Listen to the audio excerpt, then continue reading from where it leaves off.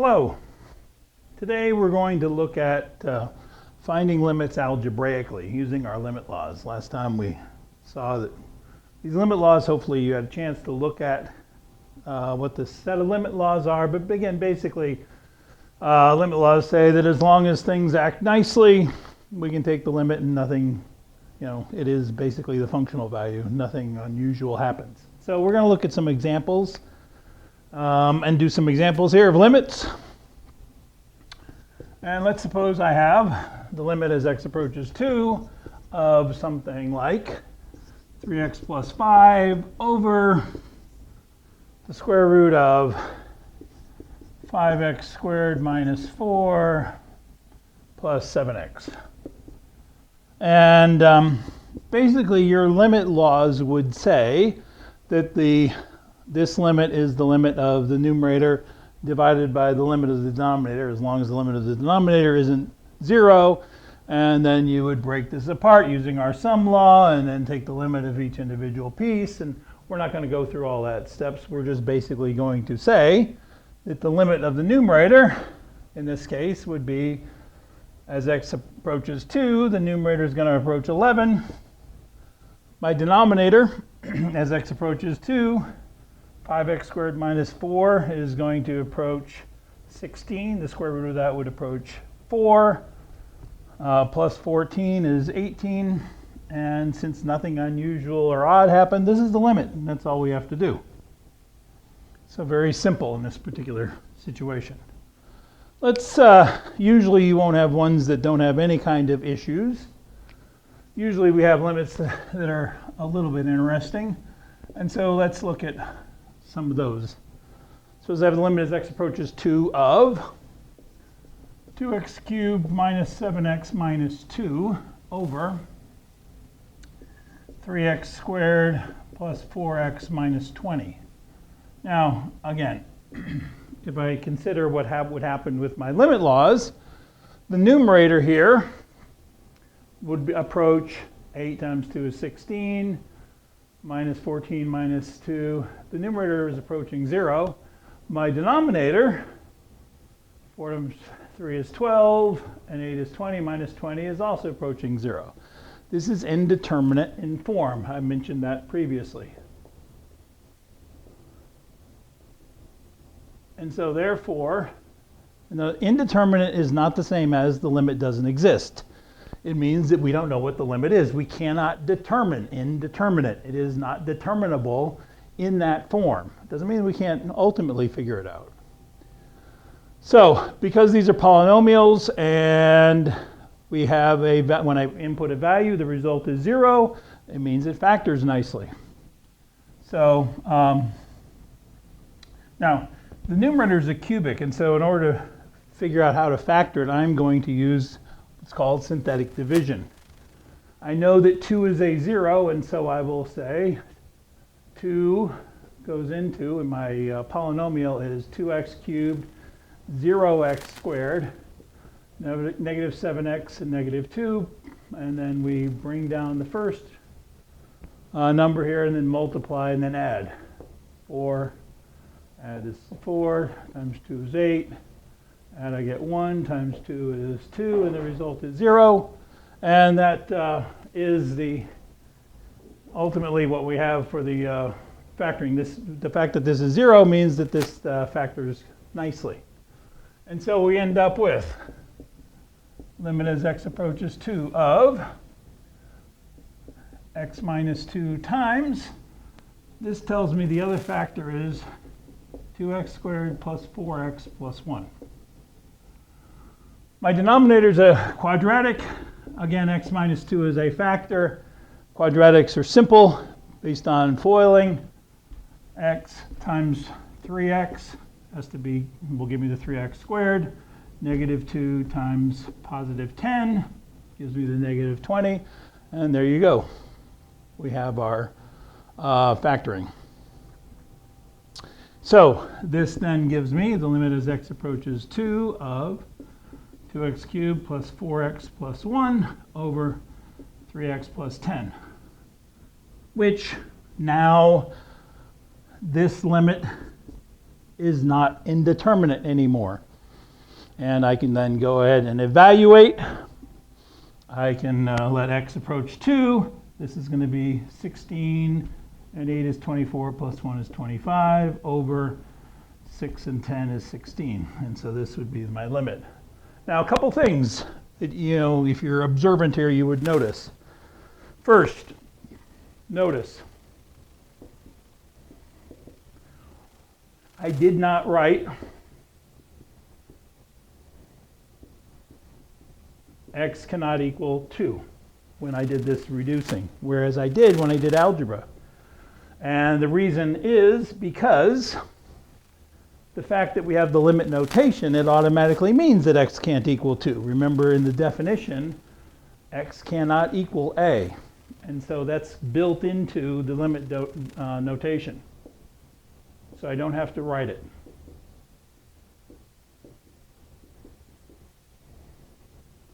Second, notice here, we write the limit in front until we actually find the limit.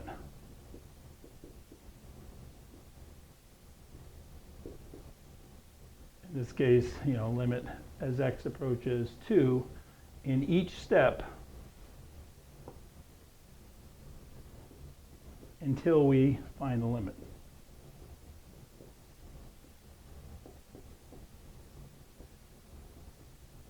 We actually usually call it taking the limit. Okay? So, these are our limits in these particular cases. Let's look at another couple examples. I'll leave that over there for a moment. Suppose I have the limit as x approaches 2 of 3x squared minus 12 over the square root of 4x plus 1 minus 3. And again, if we try and evaluate, take the limit right away, this is indeterminate of the 0 over 0 form, that both numerator and denominator are approaching 0, which means I have to do more work, more algebra. And we saw this kind of situation previously. I will multiply numerator and denominator by the conjugate, in this case of the denominator. Square root of 4x plus 1 plus 3, which then gives me, again, we write limit in front.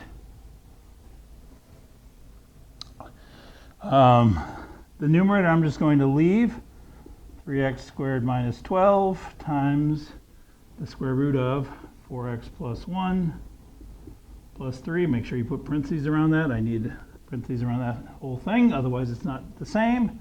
The denominator is going to be 4x plus 1 minus 9. Difference of two squares. Which then gives me this 3x squared minus 12. I'll go ahead and factor that. That's 3 times x squared minus 4, which is, the limit in front.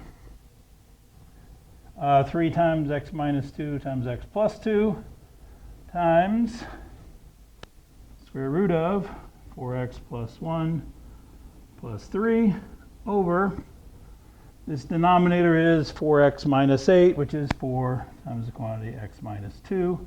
And again, we can see that these will reduce. And so at this point, we can, and notice by reducing that, we get rid of the problem being that both numerator and denominator are going to 0. We get the limit as x approaches 2 of 3 times x plus 2 times the square root of 4x plus 1 plus 3 all over 4. And now I can actually evaluate, find the limit. And so this is going to be 3 times 4 times, this is the square root of 9, which is 3, plus 3, which is 6, all over 4, and so that comes out to be 18. That's my limit. You need to you can't reduce and take the limit in the same step. So we reduce, then we take the limit. Make sure you don't do those in the same step. Okay? Now, there's another kind of limit that we can do, or another way of looking at limits. We don't have to actually approach a specific value. We can approach infinity. And let me give you a definition. The limit as x approaches infinity of f of x is equal to L. In other words, if we're letting x get larger and larger and larger, sometimes we have a horizontal asymptote. The function approaches a specific value. And this means for any epsilon greater than 0, there exists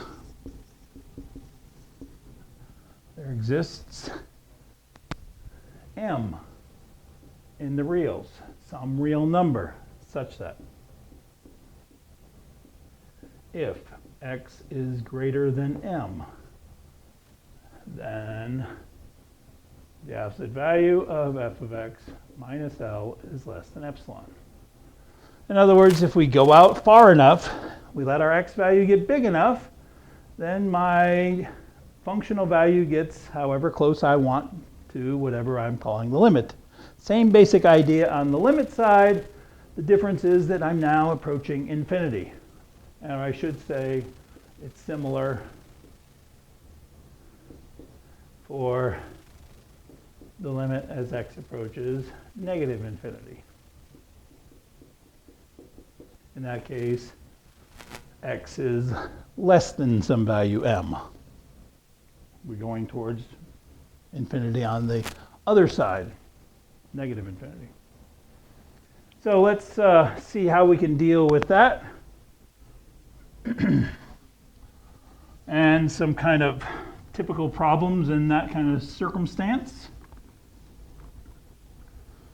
Suppose I have the limit as x approaches infinity of 2x squared plus 5x minus 3 over 5x squared minus 1. Now, in this particular case, these are polynomials, and as x approaches infinity, this numerator is approaching infinity, this denominator is approaching infinity, which tells you absolutely nothing. It is another indeterminate form.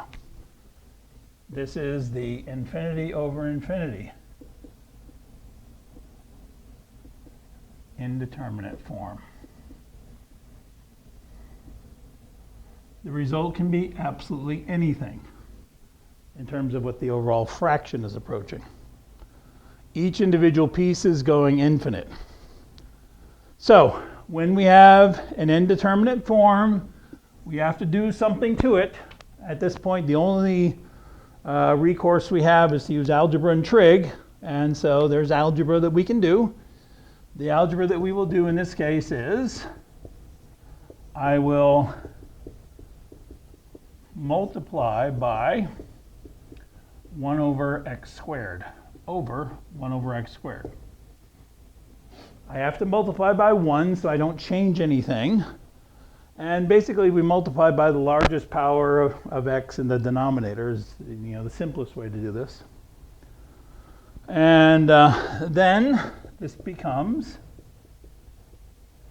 2 plus 5 over x minus 3 over x squared over 5 minus 1 over x squared. And now, again, using your limit laws, as x goes to infinity, 5 over x approaches 0. My numerator is fixed. The denominator keeps getting bigger and bigger and bigger, which means this is approaching 0. It never actually reaches 0, but again, we don't care. It's what is approaching. So this is approaching 0, this is approaching 0, this is approaching 0, and so therefore, this overall limit is 2/5. And that's how we often deal with the infinity over infinity form. Let's look at another. Suppose I have the limit as x approaches negative infinity of the square root of 5x squared plus 1 over 2x plus 7. Again, this is an infinity over infinity form. The numerator is approaching actually positive infinity. The denominator is approaching negative infinity, but it's still an infinity over infinity form. It's still indeterminate. And I will again approach it like I did over there. I will multiply by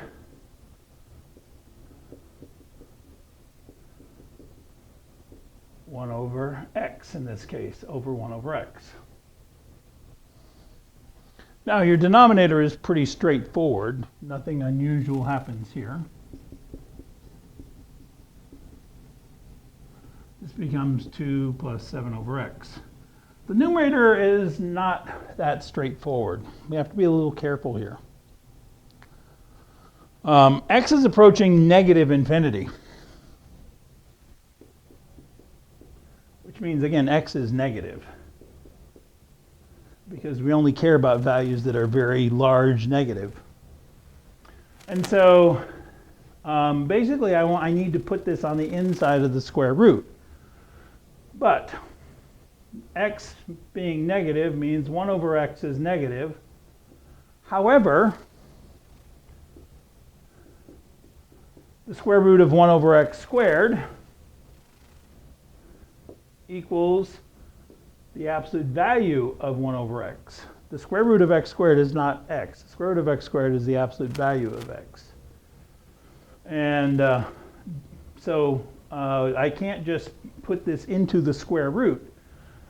1 over x is actually equal to the negative of the square root of 1 over x squared, because now these are both negative.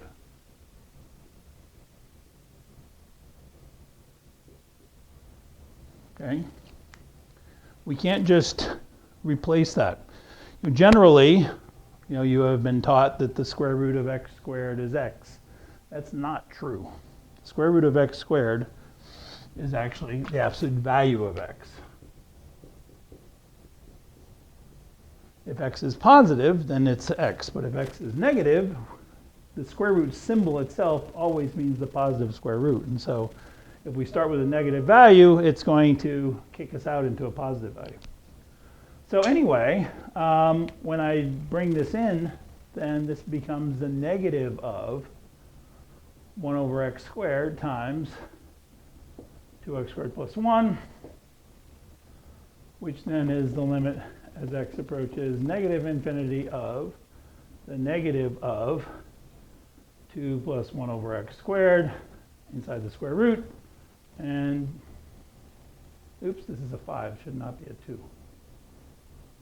What was I going to say? 5 plus 1 over x squared. The denominator, we still have 2 plus 7 over x, and now I can take the limit, and this limit then is the negative of the square root of 5 over 2. That is the limit value. One other situation that I'm actually not going to finish, but I will set up. Suppose we have the limit as x approaches infinity of